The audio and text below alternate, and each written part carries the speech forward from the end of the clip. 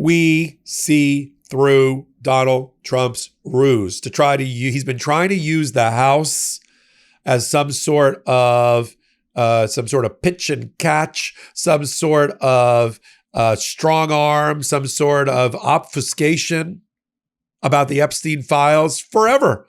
We have them, but the House isn't voting on them. Oh, now the House is voting on them? Oh, that might be okay then, except there's language in the bill, as we know, that says an active investigation blocks the release of the files. And what do we have a week or so before the vote? An active investigation being trumped up by Donald Trump and Pam Bondi, using their foil, using their Donald Trump's crony and golf buddy, Jay Clayton, who's the beleaguered head of the U.S. Attorney's Office in Manhattan. He doesn't want that job. And where does he come from? Sullivan and Cromwell. What's the link between the law firm and Donald Trump? They're handling all of Donald Trump's appeals. The appeal of his criminal conviction, the appeal of his sex abuse judgment with E. Jean Carroll and all of her judgments for $100 million. The $450 million fraud case in New York, Sullivan and Cromwell, Sullivan and Cromwell, Sullivan and Cromwell. You might as well call it Sullivan and Clayton. And now they're going to use Jay Clayton, Donald Trump's golf buddy, who was the head of the Securities and Exchange Commission back in the first administration, to run interference for Donald Trump. Well, we'd love to release the files, but Jay Clayton won't let us. And what's the Senate going to do? The Senate's going to slow things down to give time for Pam Bondi and Jay Clayton to stand at a podium. You'll see it with a big DOJ emblem on it. Oh, we'd love to release it, but active investigation. Wow, we caught it on Legal AF, the podcast. Here's a clip. After Pam Bondi 4 months ago said there's nothing to see here and did a closeout memo with the FBI in which they said there's nothing to prosecute for anybody. Done. Of course, that led everybody lost their mind when they wrote that closeout memo. Kash Patel goes to Congress under oath and says in response to friendly questioning from Senator Kennedy about, are you still going after people that are in high places that were involved in the child sex trafficking thing? We would if we had anything to go after, but there's no one else involved but Jeffrey Epstein. Case closed.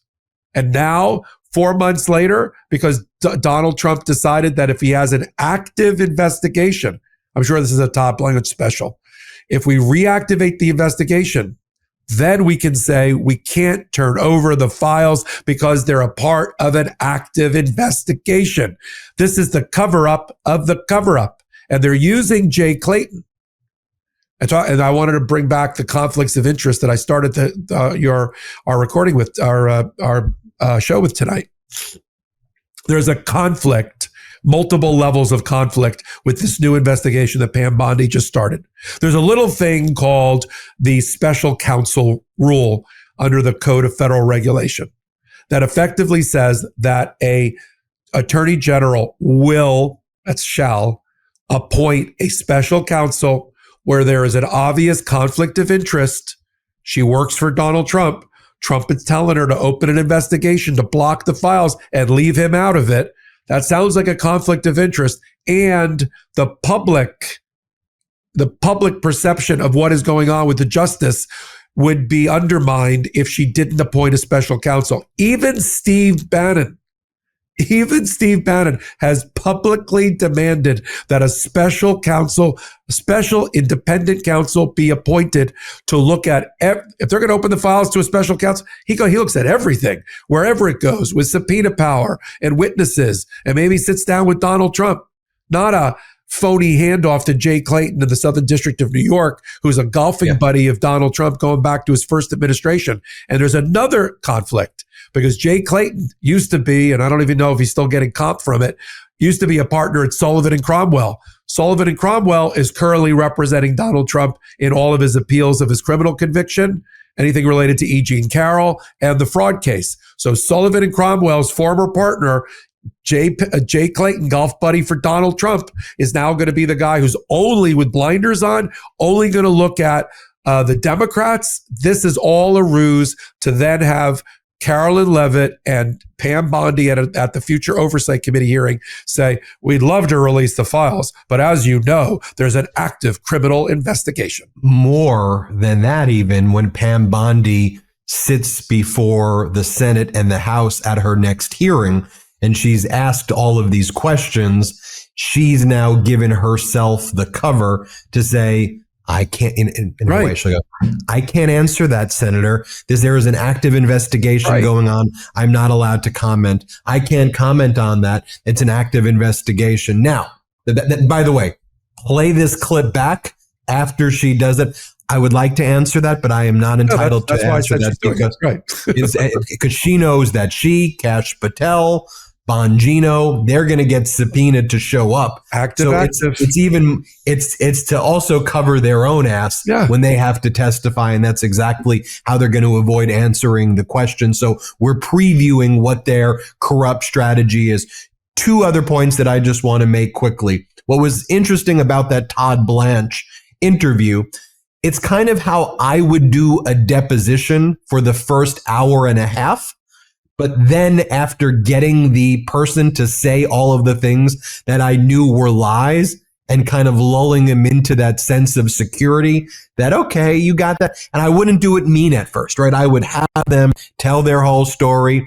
I go, okay, want to go back? We'll take a lunch break. Then I'd have all the emails ready to go. Remember earlier when you said this? Let me just show you this email. So that wasn't true, was it? Well, what'd you mean in this email?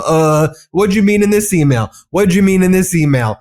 Now, what Blanche did was just part one, but didn't do the other stuff that you would always do in a situation like that if you were having an interview with somebody like a Ghislaine Maxwell or someone in that type of situation. Okay, the other point I want to make is that there is something in the law called an adverse inference.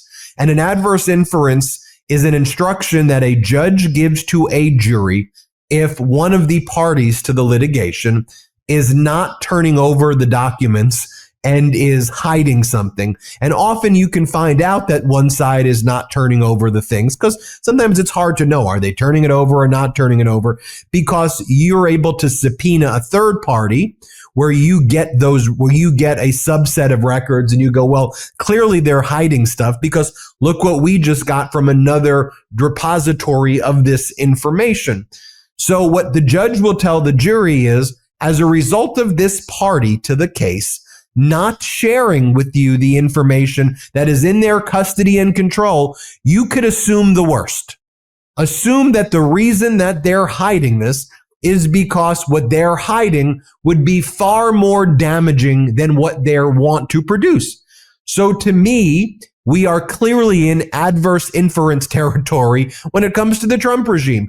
We could only assume that his involvement with Epstein is as bad as our worst suspicions of what went down, because why else would you be hiding it? If this was a court case, in my opinion, that instruction would be given. Now, the final point I want to make, Popok, and I said that I was only going to do 2 points, but let me give you a third point right here. It's interesting to me when the Trump regime's talking point was, well, the Democrats are just cherry picking these documents. Well, first off, 23,000 documents is not a whole lot of cherry. There's a lot there's at least 10% out there now, but let's be of what I think is the Epstein Files. Before there was about 2%. Now we've got about 10%. I still think there's about 90% left.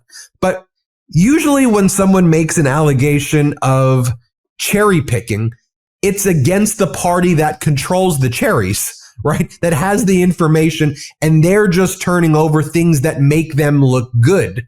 It's usually not the other way, where a party that doesn't have access to the information is just producing whatever it is that they have to get that out. So if Trump wants to avoid the allegations of Democrats are cherry picking, well, you control the cherry trees. So you can turn over all the cherries, and then you can't argue cherry picking. That's the whole point there. And that's why the cherry picking argument for the entity that controls the documents, that's never something that you would hear in court. Now, we have a lot to discuss also on how this corruption, not just MAGA Republicans helping Trump cover up this child sex trafficking ring, and can you believe that that's what we're talking about? Like that the government right now is so overtly covering up the largest child sex trafficking ring in human history right before our eyes so flagrantly.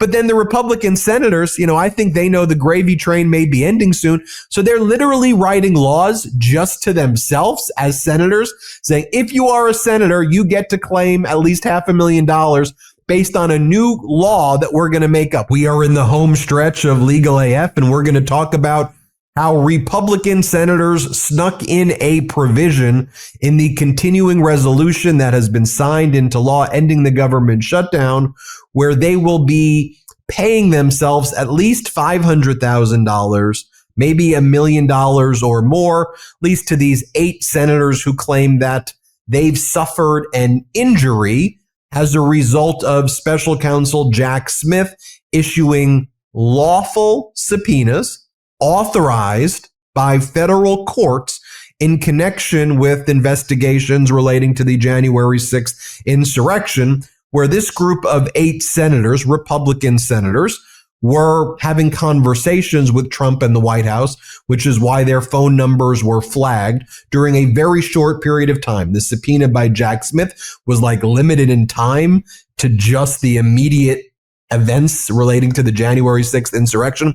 This was not wiretapping or eavesdropping. The contents of text messages were not reviewed. The contents of phone calls were not heard. Literally just the digits showed up the way you may see in like a phone record, the number, the length of the call, outgoing, incoming, like that is it. And the Republicans have said, this is Arctic frost.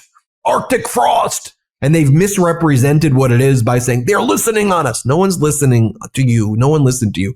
It's literally the digits. Now, you may be saying, well, why, if there was a claim, why couldn't they file a lawsuit under existing law? Because there is no claim where you can sue the Department of Justice when a federal judge issues a lawful subpoena. Like, it comes from a court. So, like, what would be the injury? What would exist? And by the way, if there was an existing law that was violated and Jack Smith violated it, I would say, great. If he violated some existing law, invoke the law and then sue him for it, or invoke the law and hold him accountable for it. Right? I have no problem with that. Welcome back. The podcast is on audio platforms like Apple and Spotify. 5-star reviews and comments help. And downloads. We can use more downloads to keep us in the top 50 of all news podcasts in America. On YouTube, doing great because of you. The views and the downloads of the views, we're in the top 20 of all podcasts. #1 law and politics podcast, and that's all a testament to you. Thanks for being here. Take a moment, hit the Legal AF YouTube channel subscribe button. Check to see if you are. It's all free. But it helps us cross the 1 million subscriber threshold, gives us that street cred we need to exist, to bring on the content that you're looking forward to bring on the elected officials, the politicians, the judges, the former judges, the academics, the public interest groups, the ACLU, the attorneys general, all because of you. So until my next report, I'm Michael Popok. I'm Michael Popok, and I got some big news for our audience. Most of you know me as the co-founder of Midas Touch's Legal AF and the Legal AF YouTube channel, or as a 35-year national trial lawyer. Now, building on what we started together on Legal AF, I've launched a new law firm, the Popok Firm, dedicated to obtaining justice through compassionate and zealous legal representation. At the Popok Firm, we are focused on obtaining justice for those who have been injured or damaged by a life-altering event, by securing the highest dollar recoveries. I've been tirelessly fighting for justice for the last 35 years, so my own law firm organically building on my Legal AF work just feels right. And I've handpicked a team of top-tier trial fighters and settlement experts throughout all 50 states known as big auto injury attorneys who have the know-how to beat heartless insurance companies, corporations, government entities, and their attorneys. Big Auto's attorneys working with my firm are rock stars in their respective states and collectively responsible for billions of dollars in recoveries. So if you or a loved one have been on the wrong side of a catastrophic auto, motor vehicle, rideshare, or truck accident, suffered a personal injury, or been the victim of medical malpractice, employment harassment or discrimination, or suffered a violation of your civil and constitutional rights, then contact the Popok Firm today at 1-877-POPOK-AF or by visiting my website at www.thepopokfirm.com and fill out a free case evaluation form. And if we determine that you have a case and you sign with us, we don't get paid unless you do. The Popok Firm, fighting for your justice every step of the way.